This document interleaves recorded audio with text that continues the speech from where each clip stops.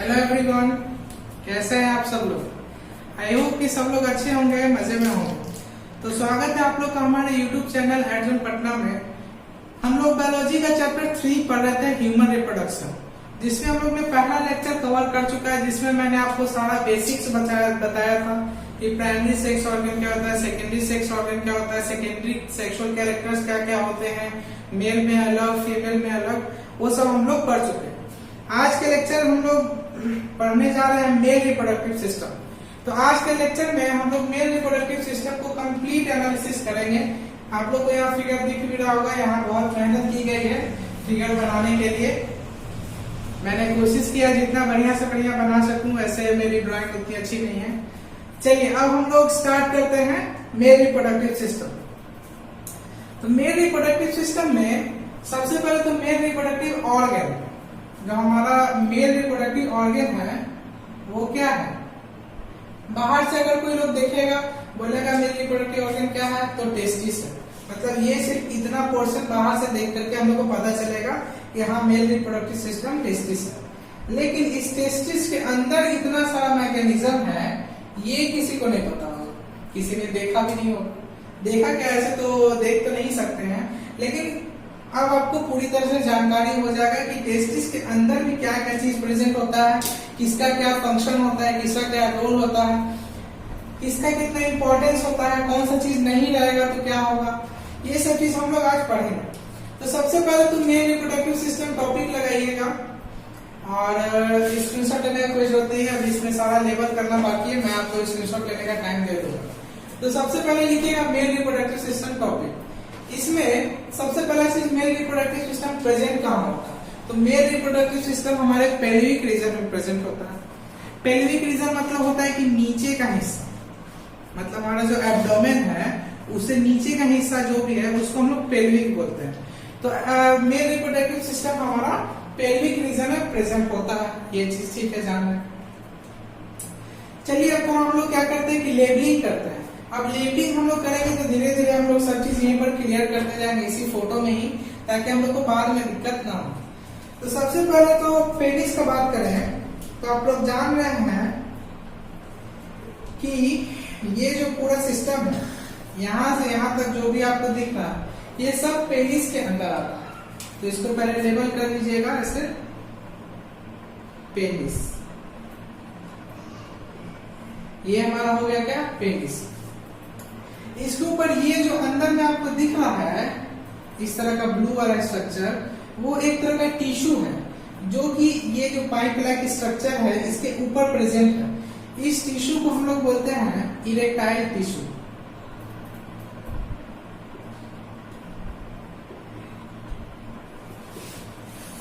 बहुत ही इंपॉर्टेंट है male reproductive system का नेमिंग, और फीमेल का भी नेमिंग बहुत इंपॉर्टेंट है।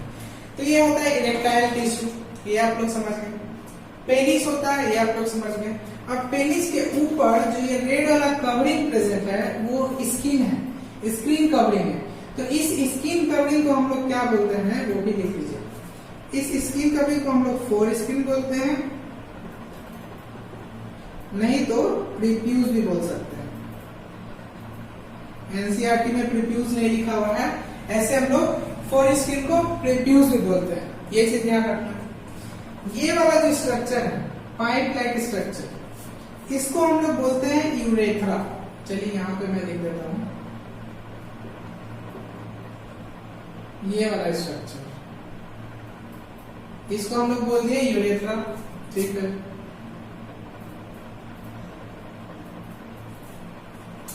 नेक्स्ट लेबलिंग देखिए, ये वाला जो पोर्शन है, मतलब ये ब्लैक वाला रीजन यानी आउटर रीजन और ये टिश्यू, दोनों के बीच का जो ये वाला पोर्शन खाली है, इसको हम लोग बोलते हैं, इसको हम लोग क्या बोलते हैं, इसको हम लोग बोलते हैं ग्लांस पेनिस।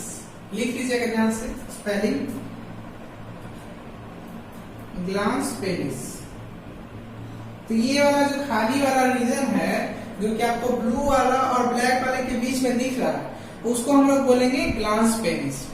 ये जो आपको ओपनिंग दिख रहा है यहाँ पे, इसको हम लोग बोलते हैं यूरेथ्रल मीएटस।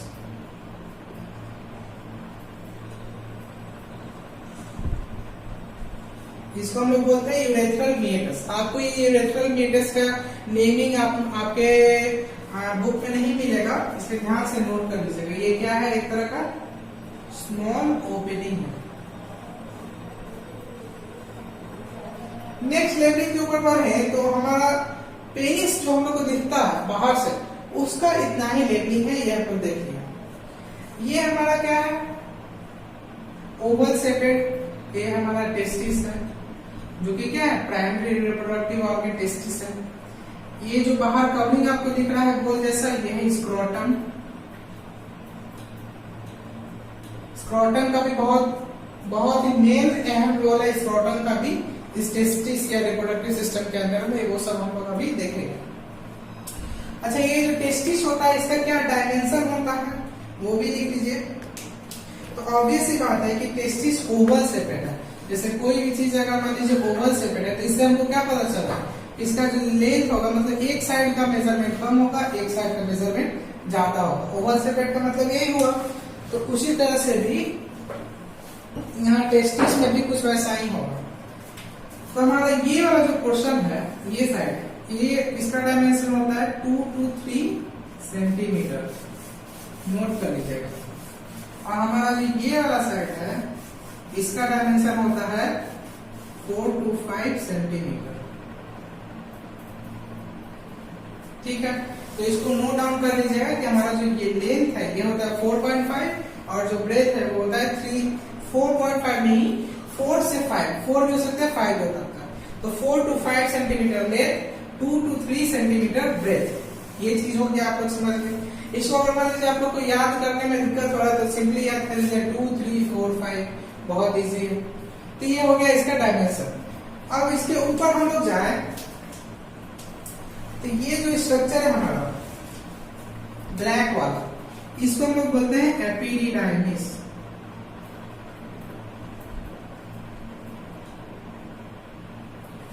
इसके ऊपर जो ये pipe like tube like structure है, इसको हम लोग क्या बोलेंगे, वास डिफरेंस।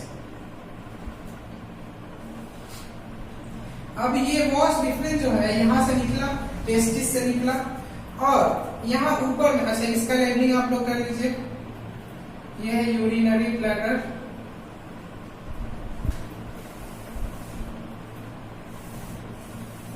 ये है हमारा सेमिनिफेरस ट्यूब, सॉरी ये है हमारा सेमिनल वेसिकल।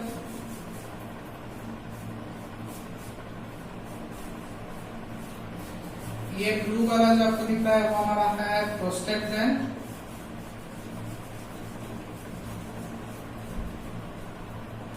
और रेड वाला जो दिख रहा है वो हमारा है कॉपर्स ग्लैंड, जिसको कि बल्बो यूरेथ्रल ग्लैंड भी बोलते हैं। तो ये हो गया, इतना लेबलिंग हो गया। आप लोग पहले इसको लेबल कर लीजिए, मैं फिर बताता हूँ। तो सबसे पहले देखिए, ये टेस्टिस है, टेस्टिस के अंदर क्या चीज का प्रोडक्शन होगा, स्पर्म का प्रोडक्शन होगा। ठीक है, तो टेस्टिस के अंदर स्पर्म सेल का प्रोडक्शन होगा। अब ये स्पर्म सेल क्या करेगा, देखिए इसका क्या पाथवे होगा, यहां से इस वास डिफरेंस के थ्रू ऐसे ये जाएगा ऊपर की तरफ,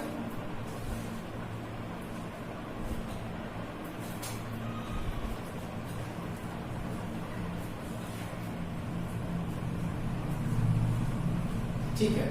अब जैसे ही यहां पर पहुंचा स्पर्म सेल, इसके पास कौन सा आ गया, यहाँ पर क्या उसको मिला रास्ते में, सेमिनल वेसिकल मिल गया स्पर्म को रास्ते में। अब सेमिनल वेसिकल का जो भी प्रोडक्शन है वो स्पर्म अपने अंदर में मिला लिया, और सेमिनल वेसिकल का जो सिक्रीशन है वो स्पर्म सेल में मिल गया। फिर जैसे ही स्पर्म सेल आगे बढ़ेगा उसको प्रोस्टेट ग्लैंड मिल जाएगा। अब प्रोस्टेट ग्लैंड का जो भी सिक्रीशन होगा वो उस स्पर्म सेल में जो है उसमें मिक्स हो जाएगा। सेमिनल वेसिकल्स का सिक्रीशन को हम लोग सेमिनल फ्लूइड भी बोलते हैं। तो यानी स्पर्म सेल में कौन कौन सी चीज अभी मिक्स हो चुका है, सेमिनल फ्लूइड मिक्स हो चुका है और प्रोस्टेट ग्लैंड का सिक्रीशन मिक्स हो चुका है। अब जैसे ही प्रोस्टेट ग्लैंड का सिक्रीशन मिक्स हो गया स्पर्म सेल में, फिर यहाँ से स्पर्म सेल और आगे बढ़ेगा, फिर उसको रास्ता में मिल जाएगा कॉपर्स ग्लैंड। फिर कॉपर्स ग्लैंड का भी जो भी सिक्रीशन होगा फिर वो स्पर्म सेल में मिक्स हो जाएगा। तो यानी कि आप लोग समझिएगा कि यहाँ से तो सिर्फ निकला था स्पर्म सेल, स्पर्म का सेल सिर्फ निकला था, और यहाँ पर पहुंचा क्या, स्पर्म का सेल के साथ साथ यहाँ पर सेमिनल वेसिकल का भी सिक्रेशन मिल गया, प्रोस्टेट ग्लैंड का भी सिक्रेशन मिल गया, कॉपर्स ग्लैंड का भी सिक्रेशन मिल गया। यानी कि स्पर्म का सेल जब यहाँ से बाहर निकलता है तो उसके साथ साथ क्या क्या चीज अटैच होता है, उसके साथ साथ सेमिनल फ्लूइड अटैच होता है, प्रोस्टेट ग्लैंड का सिक्रेशन अटैच होता है, कॉपर्स ग्लैंड का सिक्रेशन अटैच होता है, और सब चीज मिल करके एक सॉल्यूशन एक स्ट्रक्चर बना लेता है जो कि व्हाइट विस्कस कलर का होता है, जिसको कि हम लोग सीमेन बोलते हैं। तो मैं आपको आगे ये सब चीज बताऊंगा। तो सबसे पहले तो इसका स्ट्रक्चर आप लोग समझ गए होंगे, आई होप कि यूरेटस टेस्टिस से स्पर्म निकला, फिर उसके बाद ये एक लूप राउंड स्ट्रक्चर यानी यूरिनरी ब्लैडर के ऊपर एक राउंड स्ट्रक्चर बनाते हुए सेमिनल वेसिकल से मिला, सेमिनल वेसिकल से दोस्ती किया, उसका जो भी सिक्रेशन था उसको अपने में ले लिया। फिर आगे जैसे ही बड़ा स्पर्म सेल सेमिनल वेसिकल के साथ सिक्रेशन के साथ तो उसको प्रोस्टेट ग्लैंड मिल गया। अब प्रोस्टेट ग्लैंड से भी वो जाकर के दोस्ती कर लिया, उसका भी जो भी सिक्रेशन था उसको भी अपने में ले लिया। फिर और आगे गया तो उसको कॉपर्स ग्लैंड मिल गया। कॉपर्स ग्लैंड से बोला कि भाई तुम भी हमसे दोस्ती कर लो, कॉपर्स ग्लैंड से भी सीमेन दोस्ती कर ली और इसका भी सिक्रेशन अपने अंदर ले लिया। तो ये तीनों ग्लैंड का सिक्रेशन अपने अंदर ले करके जो एक फ्लूइड तैयार हुआ उसको हम लोग बोलेंगे सीमेन, और वही सीमेन आगे जाकर के यूरेथ्रा के थ्रू बाहर निकलता है। ठीक है, तो आई होप कि आप लोग इतना समझ गए होंगे। अच्छा, ये इरेक्टाइल टिश्यू है, इसका क्या काम है? जब भी कॉपुलेशन होता है तो उस समय आप लोग जानते हैं कि ये जो स्ट्रक्चर है वो काफी टफ हो जाता है। नहीं जानते तो जान लीजिए कि जब भी इंसेमिनेशन होता है, मतलब कि जब मैं उसको क्या बोलूं, जब भी मीटिंग होता है मेल और फीमेल रिप्रोडक्टिव सिस्टम का, तो उस समय जो मेल रिप्रोडक्टिव सिस्टम का पेनिस है वो क्या होता है, बहुत ही टाइट हो जाता है। तो वो टाइट क्यों होता है? क्योंकि इरेक्टाइल टिश्यू प्रेजेंट है। इरेक्टाइल टिश्यू की वजह से ही टाइट होता है। जब इस इरेक्टाइल टिश्यू पे फोर्स लगता है तो ये बहुत ही टफ सब्सटेंस बना लेता है, टफ हो जाता है इरेक्टाइल टिश्यू। इसी वजह से यही कारण है कि पेनिस का क्यों उतना टफ टाइट उतना क्यों ऐसे हो जाता है, उसका रीजन है इरेक्टाइल टिश्यू। ठीक है, ये समझ गए। यूरेथ्रा क्या है, समझ ही रहे कि यूरेथ्रा के थ्रू ही जो सीमेन है वो बाहर निकलेगा मेरे रिप्रोडक्टिव सिस्टम से।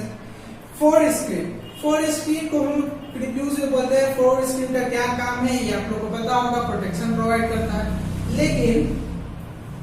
लेकिन फोर किसी ऐसे रिलीजियस एस्पेक्ट भी है जिसमें कि ऐसा कहा जाता है कि फोर स्क्रीन को रिमूव कर दिया जाए। जब भी बेबी जन्म लेता है उसी के कुछ दिन के बाद ही फोर स्क्रीन को हटा दिया जाता है। इसका फायदा भी है, हालांकि ये रिलीजियस एस्पेक्ट है, लेकिन बायोलॉजी के रूप में हम लोग देखें तो ये फोर स्क्रीन हटाने से काफी ज्यादा फायदा भी है।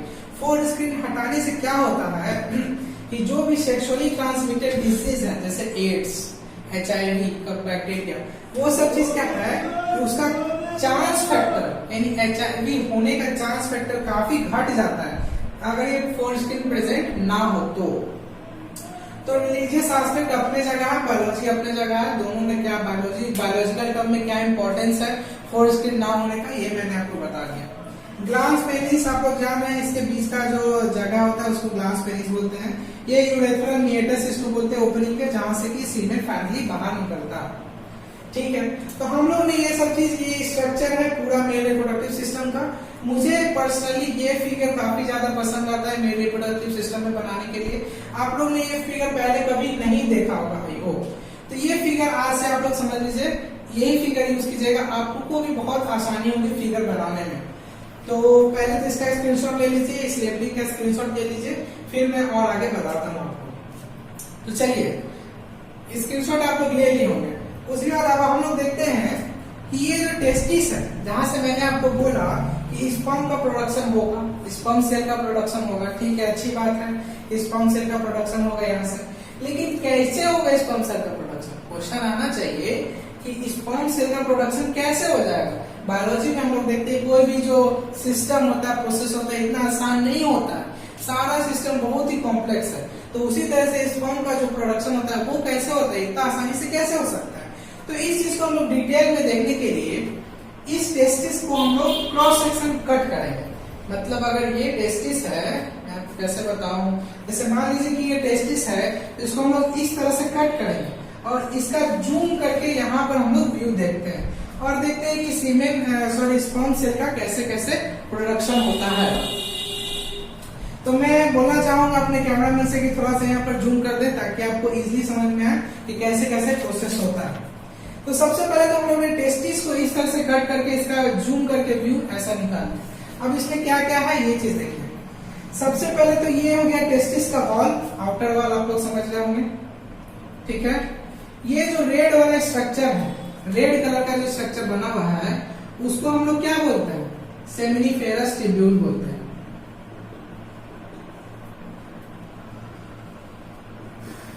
मैं आपको भी सबका फंक्शन बताता हूँ। सेमिनिफेरस ट्यूब्यूल बोलते हैं।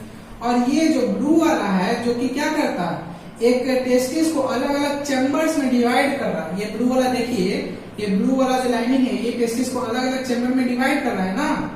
तो ये ब्लू वाला जो लाइन है उसका काम ही है कि टेस्टिस को अलग अलग चैम्बर्स में डिवाइड करना। तो ये जो चैम्बर्स हैं उसको हम लोग बोलते हैं टेस्टिक्यूलर लोब्यूल। ध्यान रखिएगा, ये अलग अलग जो भी चैम्बर्स हैं सारे चैम्बर्स उसको हम लोग बोलते हैं टेस्टिक्यूलर लोब्यूल्स। मतलब सिंपल भाषा में अगर समझे, सेमिनिफेरस ट्यूब्यूल अगर सब एक साथ मिक्स हो जाएगा तो आप समझ सकते हैं कि कितना कॉम्प्लेक्स स्ट्रक्चर बन जाएगा। क्योंकि सेमिनिफेरस ट्यूब्यूल खुद ही एक उलझा हुआ स्ट्रक्चर है। देखिए इस तरह से उलझा हुआ स्ट्रक्चर है और सारा उलझा हुआ स्ट्रक्चर अगर एक साथ आ गया तो और उलझ जाएगा। इसीलिए ये टेस्टिकुलर लोब्यूल का फॉर्मेशन होता है अलग अलग चैम्बर्स का। सबको अलग अलग अपना अपना रूम अलॉट कर दिया जाता है और एक रूम में 1, 2 या 3 मैक्सिमम 3 सेमिनिफेरस ट्यूब्यूल को दे दिया जाता है कि तुम्हारा जब प्लेस है भाई वो इस चैम्बर में, तुम्हारा प्लेस इस चैम्बर में, तुम्हारा प्लेस इस चैम्बर में, सबको अपना अपना अलग अलग प्लेस दे दिया जाता है। ये जो आप लोग एरिया देख रहे हैं इतना जो मैंने यहाँ अलग से बनाया है इसको हम लोग बोलते हैं रेड टेस्टिस। नोट कर लीजिएगा।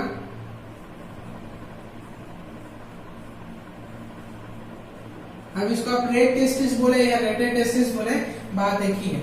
ये जो आपको 4 इस तरह से लाइन दिख रहा है, जरूरी नहीं कि ये 4 ही हो, मैंने 4 बनाया है। इसको हम लोग बोलते हैं वासा इफ्रेंसिया। तो इसको भी लेबल कर लीजिएगा। इस वाले स्ट्रक्चर को वासा इफ्रेंसिया बोलते हैं। और जो ये हमारा पूरा इतना बड़ा सा स्ट्रक्चर है ये काफी उलझा हुआ है। जैसे आप लोग मान लीजिए कि बहुत पतला पतला थ्रेड ले लीजिए और उसको पूरा उलझा दीजिए, मतलब जितना आप उलझा सकते उतना ज्यादा उलझा दीजिए। उसके बाद इस तरह का स्ट्रक्चर आपका फॉर्मेशन होगा। ऐसा बायोलॉजी में कहा गया है कि अगर ये जो पूरा ट्यूब्यूल है, जितना भी ट्यूब है, अगर उसको वापस से सही मैनर में किया जाए, एक लॉन्ग ट्यूब्यूल बनाया जाए तो वो 6 मीटर तक जा सकता है। तो आप लोग समझ सकते हैं कि कितना ज्यादा ये उलझा हुआ स्ट्रक्चर है। तो इसका लेबलिंग कर लीजिए। ये है हमारा एपिडिडाइमिस।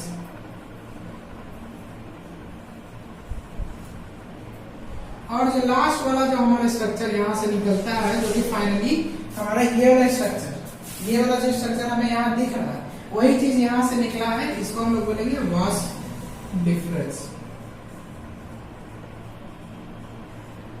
तो मैं अपने कैमरा भाई से बोलना चाहूंगा कि ये सारे जो लेबलिंग है वो अच्छे से दिखने चाहिए। सब लोग दिख रहे होंगे। अब देखिए कैसे स्पर्म सेल का प्रोडक्शन होता है। सबसे पहले तो ये चीज ध्यान से नोट कीजिएगा, मैं आपको भी लिखवा दूंगा, पहले समझा देता हूँ। ये एक एक जो लोब है ये आपको कितना लोब दिख रहा होगा, 1, 2, 3, 4, 5, 6, 7, 8। आपको यहाँ पर 8 लोब दिख रहा होगा, मतलब 8 चैम्बर दिख रहा होगा। लेकिन रियलिटी में अगर देखा जाए तो ऐसा देखा गया कि ये 8 चैम्बर नहीं होता है, ये टोटल अबाउट 250 चैम्बर्स होता है। मतलब 250 तक चैम्बर्स इतना सारा हो सकता है। मैंने सिर्फ 8 दिखाया है और हर एक चैम्बर के अंदर मैंने एक सेमिनिफेरस ट्यूब्यूल बनाया। लेकिन ऐसा जरूरी नहीं कि एक ही हो, वो 1 से लेकर के 3 तक हो सकते हैं। मतलब 1 भी हो सकते हैं, 2 भी हो सकते हैं, 3 भी हो सकते हैं। तो हर एक चैम्बर के अंदर 1 से लेकर के 3 सेमिनिफेरस ट्यूब्यूल हो सकते हैं।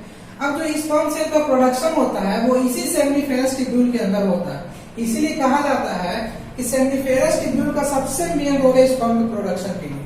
कैसे कहा जाता है ये आप लोग अभी समझ गए होंगे, क्योंकि सेमिनिफेरस ट्यूब्यूल के अंदर ही स्पर्म सेल का प्रोडक्शन होता है।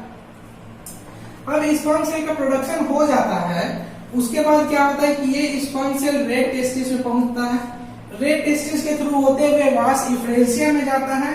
फिर वॉस डिफरेंशिया के थ्रू होते हुए एपिडिडाइमस के थ्रू होते हुए ये वॉस डिफरेंस में जाता है। अब एपिडिडाइमस इतना उलझा हुआ स्ट्रक्चर क्यों है? 6 मीटर तक का समझिए कि ये ट्यूब है जिसको कितना उलझा करके ऐसा रखा गया, ऐसा क्यों है? इसका भी एक फायदा है। इसका फायदा ये है कि एपिडिडाइमिस के अंदर स्पर्म जो यहाँ से फॉर्मेशन होता है उसका क्या मैचुरेशन होता है। तो मैचुरेशन होने के लिए क्या होता है, स्पर्म तो हर एक टिब्यूल के अंदर से पास करते ही जाएगा, लेकिन अगर टिब्यूल लंबा है तो स्पर्म को ज्यादा टाइम लगेगा पूरा यहाँ से यहाँ तक आने के लिए, और उसी टाइम में क्या होगा कि स्पर्म फुल्ली मैच्योर हो जाएगा। इसीलिए आप लोग समझ रहे हैं कि इतना ज्यादा उलझा हुआ स्ट्रक्चर क्यों है, इसका क्या फायदा है। तो आई होप कि आप लोग समझ गए होंगे कि किस तरह से स्पर्म सेल का प्रोडक्शन होता है, कैसे कैसे स्पर्म सेल ट्रांसफर होता है, कहाँ कहाँ जाता है, ये सब चीज आप लोग समझ गए होंगे। अब सेमिनिफेरस टिब्यूल के अंदर भी 2 तरह के सेल प्रेजेंट होता है, जर्म सेल और सटोरी सेल, वो सब अभी हम लोग डिटेल में पढ़ेंगे। पहले ये स्ट्रक्चर आप लोग बताइए समझ गए कि नहीं समझ गए। आई होप कि आप लोग ये स्ट्रक्चर समझ गए होंगे। मैं साइड रखता हूँ, आप लोग इसका क्या कीजिए कि फटाक से एक स्क्रीनशॉट ले लीजिए और बढ़िया से अपने बुक में एकदम फोटो बना लीजिएगा व्हाइट पेज में। तो चलिए अब मैं इस फोटो को रब करता हूँ, आप लोग स्क्रीनशॉट ले लीजिए। ले लिए? चलिए रब करते हैं।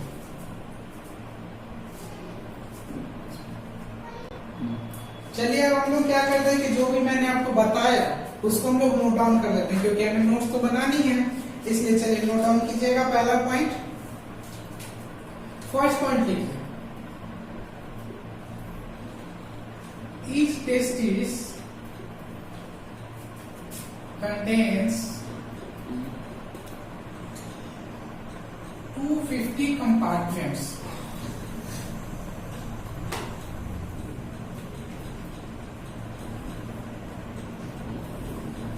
जैसा कि मैंने आपको अभी यहाँ फोटो में बताया था कि एक टेस्टिस के अंदर अबाउट 200 कंपार्टमेंट्स हो सकते हैं, जिनको कि हम लोग क्या बोलते हैं,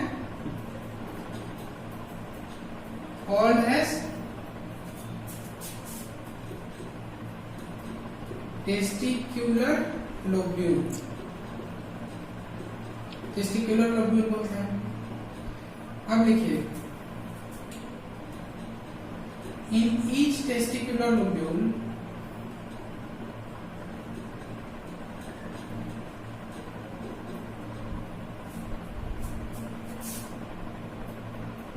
one to three highly coiled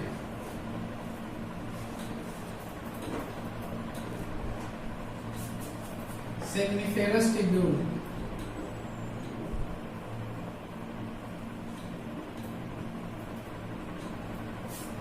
are present।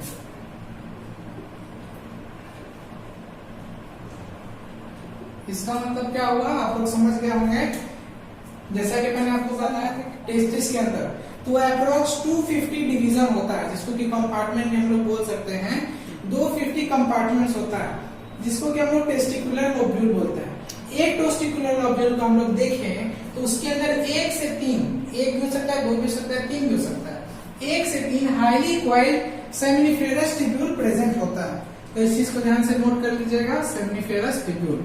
अब जरा आप सोच करके हमको बताइए कि टोटल एक टेस्टिस में अगर 1 से 3 है, इसको हम लोग मान ले कि maximum number of 3 seminiferous tubule present है एक टेस्टिकुलर लोब्यूल में, तो टोटल एक टेस्टिस में कितना सेमिनिफेरस टिब्यूल प्रेजेंट होगा, सोचिए बताइए। टोटल टेस्टिस, एक टेस्टिस में टोटल कितना सेमिनिफेरस टिब्यूल प्रेजेंट होगा? ऑब्वियस सी बात है 750 प्रेजेंट होगा, क्योंकि एक टोटल 250 कंपार्टमेंट है और एक कंपार्टमेंट में हम लोग मान रहे हैं कि 3 सेमिनिफेरस टिब्यूल प्रेजेंट है, तो दोनों को मल्टीप्लाई कर दीजिए, 250 into 3 इक्वल टू 750। तो टोटल एक टेस्टिस में 750 टिब्यूल्स प्रेजेंट है, सेमिनिफेरस टिब्यूल। और वैसे हमारे पास कितने टेस्टिस है? 2 टेस्टिस है, ऑब्वियस सी बात है 2 टेस्टिस है। एक चीज और आप लोग ध्यान से नोट कर लीजिएगा, फिगर में जब मैंने आपको फिगर पहले बनाया था, मैं भूल गया था, आप लोग नोट कर लीजिएगा, मैं उसको अलग से नोट करवा देता पॉइंट बना के, लेकिन वो टाइम वेस्ट होगा और कोई बात नहीं। मैंने आपको 3 ग्लैंड वहां पे बताया था।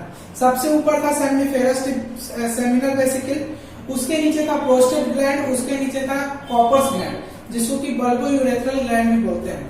तो इनका नंबर एक बार नोट कर लीजिएगा, उनके बगल में ही सेमिनिफेरस सेमिनल वेसिकल के बगल में नोट कर लीजिएगा 1 पेयर, प्रोस्टेट ग्लैंड के बगल में नोट कर लीजिएगा 1, और कॉपर्स ग्लैंड के बगल में नोट कर लीजिएगा 1 पेयर। इसका मतलब ये हुआ कि सेमिनल वेसिकल पेयर में प्रेजेंट होता है, मतलब टोटल 2 सेमिनल वेसिकल प्रेजेंट होता है, लेकिन प्रोस्टेट ग्लैंड सिर्फ एक ही प्रेजेंट होता है और कॉपर्स ग्लैंड भी 2 प्रेजेंट होता है, तो वहीं पर लिख लीजिएगा बगल में। अब देखिए स्पर्म फॉर्मेशन सबसे पहले कहां पे होता है? मेन साइट स्पर्म फॉर्मेशन क्या है, लिख लीजिए। स्पर्म जनरेशन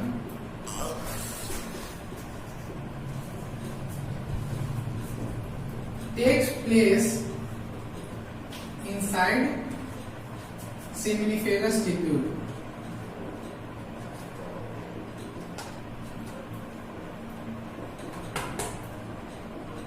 यानी कि सेमिनिफेरस ट्यूब्यूल के अंदर ही स्पर्म का फॉर्मेशन होता है।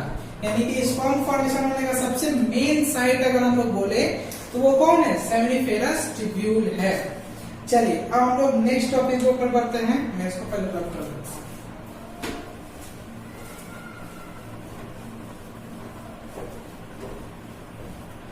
चलिए अब देखिए नेक्स्ट पॉइंट लगाइएगा।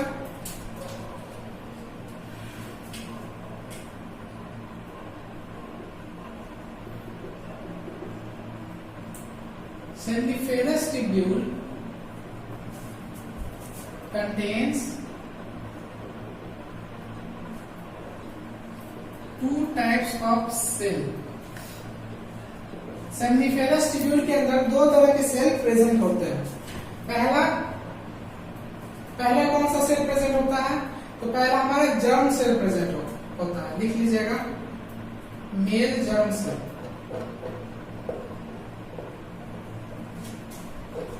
जिसको कि हम लोग स्पर्मेटोगोनिया भी बोल सकते हैं।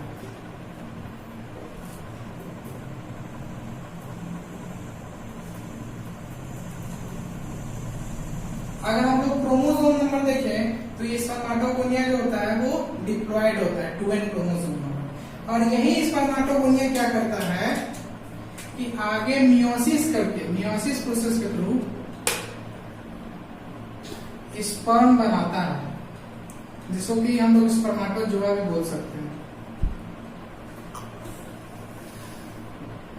जिसका कि क्रोमोसोम नंबर कितना होगा? ऑब्वियस बात है n होगा, क्योंकि मियोसिस हो रहा है तो मियोसिस में 2n से n ही ना बढ़ेगा, रिडक्शनल डिवीजन। सेकेंड जो सेल प्रेजेंट होता है सेमिनिफेरस ट्यूब्यूल के अंदर वो होता है सर्टोली सेल या सर्टोलाई सेल, जो भी बोलिए। और इसका हम लोग फंक्शन देखें, इसका फंक्शन क्या है? Provide nourishment to sperm. Sperm को क्या करेगा? नरिशमेंट प्रोवाइड करता है ये सर्टोली सेल। अब इसका अगर मैं आपको फिगर बना के समझाऊं तो देख लीजिए।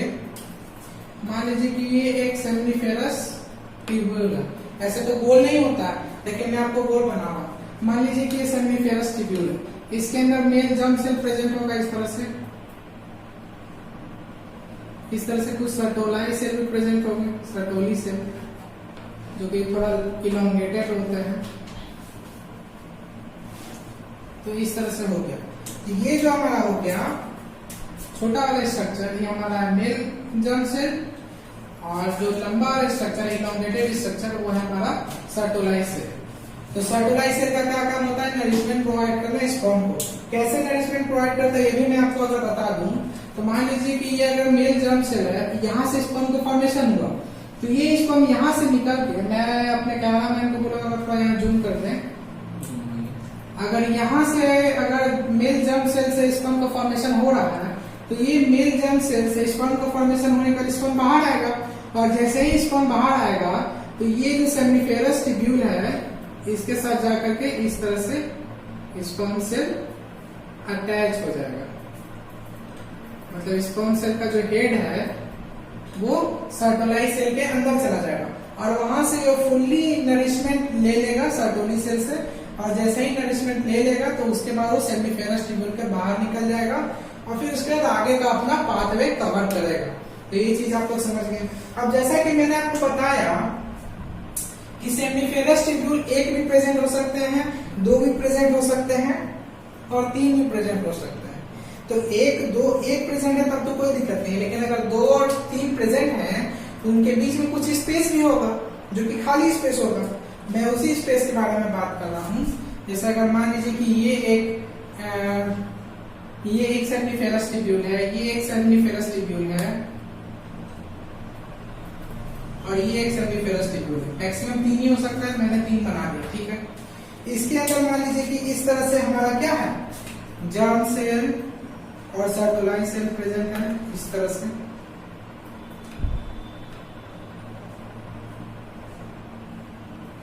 ये चीज तीनों में प्रेजेंट होगा, जर्म सेल और सर्कुलाइन सेल। ध्यान देने वाली बात ये है यहाँ पे कि ये जो बीच में स्पेस खाली बच रहा है, इस तरह का स्पेस, इसको हम लोग बोलते हैं इंटरस्टिशियल स्पेस। देख लीजिएगा,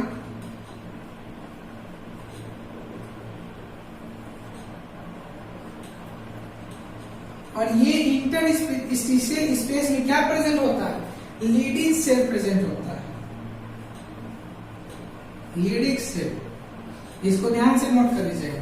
ये जो सेमिफेरस ट्यूब्यूल है, इसके अंदर इंटरस्टिशियल स्पेस प्रेजेंट है, और इंटरस्टिशियल स्पेस में कौन सा सेल प्रेजेंट होता है, इंटरस्टिशियल सेल बोले या लीडिंग सेल बोले, वो प्रेजेंट होता है।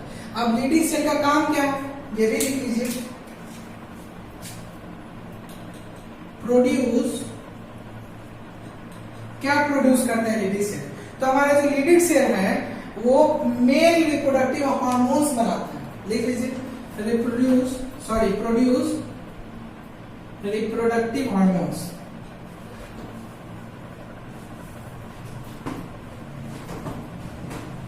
जिनको कि हम लोग एंड्रोजन भी बोलते हैं। और मेनली इसमें क्या होते हैं, मेनली कौन सा हार्मोन प्रेजेंट होता है, मेनली टेस्टोस्टेरोन। तो टेस्टोस्टेरोन का आप लोग नाम जानते होंगे, आई होप कि सुने ही होंगे। तो मैं आपको फिर से रिकैप करवा देता हूँ कि सेमिफेरस ट्यूब्यूल के बीच में जो स्पेस प्रेजेंट है उसको इंटरस्टिशियल स्पेस बोलेंगे। इंटरस्टिशियल स्पेस में जो सेल प्रेजेंट होगा उसको इंटरस्टिशियल सेल या लीडिंग सेल बोलेंगे। लीडिंग सेल का काम क्या है कि रिप्रोडक्टिव हार्मोन सीक्रेट करना, जैसे टेस्टोस्टेरोन, और रिप्रोडक्टिव हार्मोन्स को हम लोग एंड्रोजन भी बोलते हैं। तो इतना आई होप कि आप लोग समझ गए होंगे। अब छोटा सा एक और चीज है जो कि बहुत इंपॉर्टेंट मैं आपको बता देता हूँ, लेकिन पहले मैं रब कर देता हूँ। तो चलिए अब छोटा सा एक और टॉपिक है जिसको हम लोग खत्म कर लेते हैं आज ही के लेक्चर में। फिर नेक्स्ट लेक्चर में हम लोग क्या करेंगे, ग्लैंड्स के बारे में पढ़ेंगे। जो 3 ग्लैंड मैंने आपको बताया ना, seminal vesicle, prostate gland, Cowper's gland, उसके बारे में पढ़ेंगे, उसके सीक्रेशंस के बारे में पढ़ेंगे। तो सबसे पहले लिखिएगा स्क्रोटम के बारे में। स्क्रोटम क्या होता है मैंने आपको बताया था, टेस्टिस के बाहर जो गोल स्ट्रक्चर प्रेजेंट आपको मैंने बताया था, कवरिंग, वही होता है scrotum. Scrotum acts as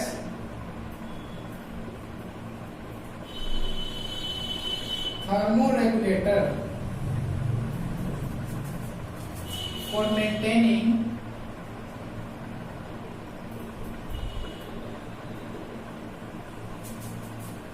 the temperature of testes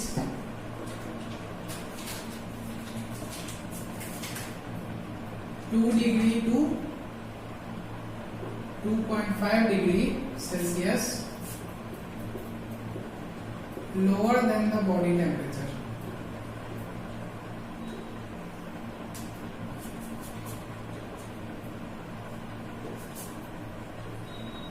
This is the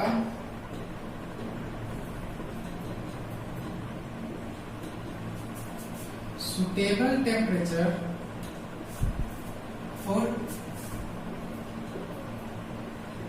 sperm production. इसका मतलब क्या हुआ समझिए। स्क्रोटम जो प्रेजेंट होता है उसका काम क्या होता है, स्क्रोटम का काम क्या होता है, स्क्रोटम एक तरह से थर्मोरेगुलेटर की तरह काम करता है। थर्मो मतलब टेम्परेचर और रेगुलेटर मतलब रेगुलेट करना, टेम्परेचर रेगुलेट करना। तो टेम्परेचर को रेगुलेट करने में स्क्रोटम का यूज आता है। अब कैसे रेगुलेट करता है ये देखिए। एक्चुअली क्या होता है कि जो स्पर्म प्रोडक्शन होता है, जो हमारे बॉडी में स्पर्म प्रोडक्शन होता है, उसके लिए स्पर्म प्रोडक्शन होने के लिए हमारा जो बॉडी का नॉर्मल टेम्परेचर है 37 डिग्री सेल्सियस, उससे 2 या 2.5 डिग्री सेल्सियस कम टेम्परेचर चाहिए होता है। तो तब जाकर के एक सुटेबल इन्वायरमेंट बनता है स्पर्म प्रोडक्शन के लिए। तो वही चीज यहाँ लिखा हुआ है कि scrotum acts as for maintain the temperature of testis 2 to 2.5 degree lower than the body temperature. This is the suitable temperature for the sperm production. तो स्पर्म प्रोडक्शन के लिए हमारे बॉडी से 2 या तो 2.5 डिग्री टेम्परेचर कम चाहिए। इसीलिए मेन रीजन यही है कि हमारा जो स्क्रॉटल सैक है, जो स्क्रॉटम जो टेस्टिस है, वो हमारे बॉडी के बाहर क्यों सस्पेंडेड होता है। आप लोग को क्वेश्चन आता होगा कभी कभी कि सारा हमारा जो बॉडी का ऑर्गन है, पार्ट है, वो हमारे बॉडी के अंदर है, बस वही जो स्क्रॉटम सैक है, स्क्रॉटल सैक है, और हमारे बॉडी के बाहर क्यों सस्पेंडेड है। इसीलिए ताकि वो हमारे बॉडी को 2 या 3 डिग्री कम, मतलब हमारा जो स्क्रॉटल सैक है उसको 2 या 2.5 डिग्री कम टेम्परेचर मेंटेन कर सके, ताकि स्पर्म का फॉर्मेशन इजीली हो सके। अब कैसे मेंटेन करता है ये चीज आप भी जान लीजिए। ये चीज कहीं आपको नहीं मिलेगा, मैं आपको बता देता हूँ। मैं वो लिख नहीं रहा हूँ, मैं आपको ऐसे ही बता देता हूँ कैसे होता है। जब भी टेम्परेचर बढ़ता है, ठीक है, मान लीजिए हमारे बॉडी का टेम्परेचर 37 डिग्री है और हमारे इन्वायरमेंट का टेम्परेचर मान लीजिए कि 37 डिग्री से ऊपर जाता है, या फिर 37 से 2 डिग्री कम चाहिए ना स्पर्म फॉर्मेशन करने के लिए, तो मान लीजिए स्पर्म फॉर्मेशन करने के लिए 35 डिग्री सेल्सियस चाहिए। तो जब इन्वायरमेंट का टेम्परेचर 35 डिग्री सेल्सियस से ऊपर जाता है तो स्क्रॉटम श्रिंक कर जाता है, मतलब सिकुड़ जाता है। और सिकुड़ जाने के बाद क्या होता है, सॉरी मैं आपको उल्टा बता रहा हूँ। जब टेम्परेचर बढ़ता है, इन्वायरमेंट का टेम्परेचर बढ़ता है, तो उस समय जो स्क्रॉटल सैक है वो फैल जाता है, मतलब बहुत ही फ्री हो जाता है, ताकि जो स्क्रॉटल सैक है वो हमारे बॉडी से बिल्कुल भी अटैच ना हो, क्योंकि हमारा बॉडी तो पहले से ही हीट है, और हम उसको हीट देंगे तो और ज्यादा वो डिसेबल कर देगा स्पर्म को फॉर्मेशन के लिए। इसीलिए लिख लीजिए, अगर आप लोग लिखना चाहें तो लिख लीजिए कि व्हेन टेम्परेचर डाउन या when temperature falls scrotum shrink कर जाता है। क्यों?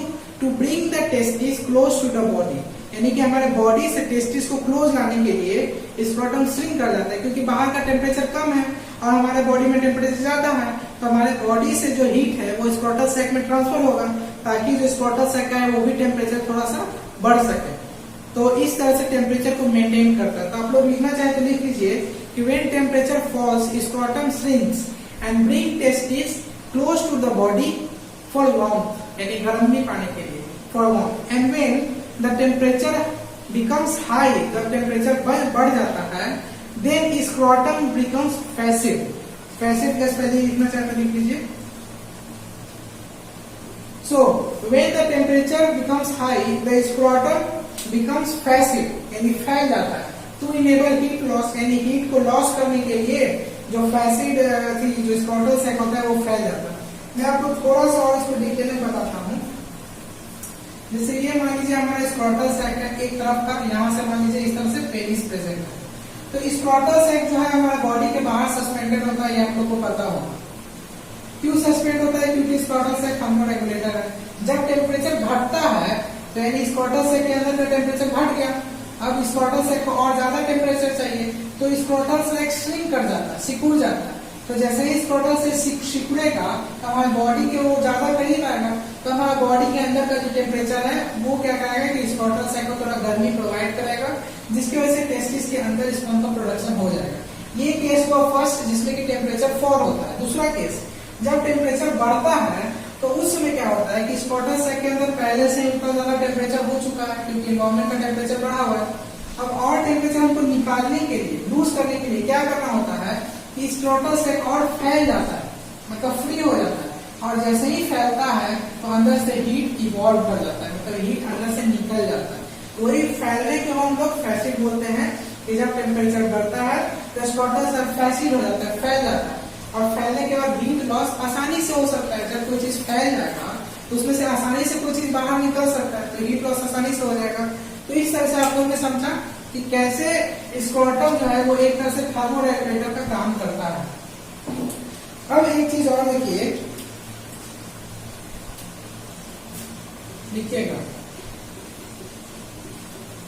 ट्रिप्टर काइडिज्म। ट्रिप्टोकाइडिज्म क्या होता है? तो ट्रिप्टोकाइडिज्म एक तरह का क्या है, डिजीज है। क्या होता है इसमें ये भी समझ लीजिए। मैंने आपको जैसा कि बताया कि जो हमारा जो टेस्टिस है वो हमारे बॉडी के बाहर स्पोटा सेल में सस्पेंडेड होता है, लेकिन ट्रिप्टोकाइडिज्म में क्या होता है कि हमारा टेस्टिस जो है वो स्क्रोटम में डिसेंड नहीं कर पाता है, यानी कि स्क्रोटम में नहीं जा पाता है और वो हमारे बॉडी के अंदर ही रह जाता है, जिसकी वजह से स्पर्म का फॉर्मेशन अच्छे से नहीं होता है। इसी को हम लोग बोलते हैं ट्रिप्टोकाइडिज्म। अगर आप लोग चाहें तो लिख लीजिए इसका definition. Failure of testis to descend in scrotum, यानी कि जो टेस्टिस है वो हमारे बॉडी में ही रह जाता है, स्क्रोटम में नहीं पहुंच पाता है, जिसकी वजह से स्पर्म का प्रोडक्शन ठीक से नहीं हो पाता, क्योंकि हमारे बॉडी के अंदर टेम्परेचर ज्यादा है और इसको टेम्परेचर कम चाहिए स्पर्म फॉर्मेशन के लिए। तो टेम्परेचर ज्यादा होगा तो कोई भी रिएक्शन अच्छे से नहीं हो पाएगा, इसीलिए स्पर्म का फॉर्मेशन नहीं हो पाता। ट्रिप्टोकाइडिज्म इस बीमारी को हम लोग इस डिजीज को बोलते हैं, ठीक है। कुछ ऐसे भी मैमल्स हैं जो कि क्या है, सीजनल ब्रीडर है, जो कि एक पर्टिकुलर सीजन में ब्रीड करते हैं। उनका जो टेस्टिस है वो इस स्क्रोटम में उसी समय जाकर डिसेंड होता है जिस समय उनको ब्रीड करना होता है। मतलब कि हमारे बॉडी में अगर देखिएगा आप लोग तो जो हमारा टेस्टिस है वो हमेशा डिसेंड नहीं रहता है स्क्रोटम में, स्क्रोटम में ही प्रेजेंट रहता है, हमारे बॉडी के अंदर नहीं रहता है। लेकिन कुछ ऐसे भी सीजनल ब्रीडर्स हैं, जैसे कि मैं आपको एग्जांपल बताऊं, एलिफेंट हो गए, सॉरी एलिफेंट नहीं, बैट हो गया, बैट। तो बैट ऐसा सीजनल ब्रीडर है जिसमें कि जब वो ब्रीड करने का सीजन आता है उसी समय टेस्टिस स्क्रोटम में डिसेंड करता है, उसके पहले तक टेस्टिस जो है वो एब्डोमेन में ही प्रेजेंट होता है। तो इस चीज को नोट कर लीजिएगा। एक्सेप्शन भी कुछ है, जैसे कि मैं आपको बताऊं, एक्सेप्शन में एलिफेंट हो गए, वेल हो गया, सील हो गया, ये सब ऐसे एनिमल हैं जिनका कि टेस्टिस परमानेंटली ही एब्डोमेन में ही रहता है। तो इस चीज को आप लोग लिख लीजिएगा एक्सेप्शन करके। In some animals like elephant, whale, seal,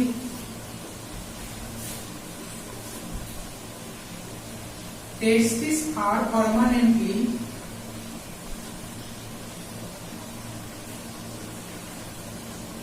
inter-abdomen, यानी कि ये सारे ऐसे एनिमल हैं जिसके अंदर की टेस्टिस हमेशा एब्डोमेन में ही प्रेजेंट होता है, कभी भी वो स्क्रोटम में नहीं जा पाता, फिर भी इसमें स्पर्म का प्रोडक्शन होता है। तो ये एक तरह का एक्सेप्शन है, इसको आप लोग नोट कर लीजिएगा। तो चलिए हम लोग आज का वीडियो यहीं पर खत्म करेंगे।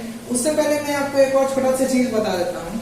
एक और डिजीज होता है, डिजीज नहीं बोल सकते हैं उसको, हम लोग प्रोसेस बोल सकते हैं। एक ऐसा प्रोसेस है जिसको कि हम लोग बोलते हैं, जिसका नाम है, नोट कर लीजिएगा, सर्कमसीजन। सर्कमसीजन क्या है?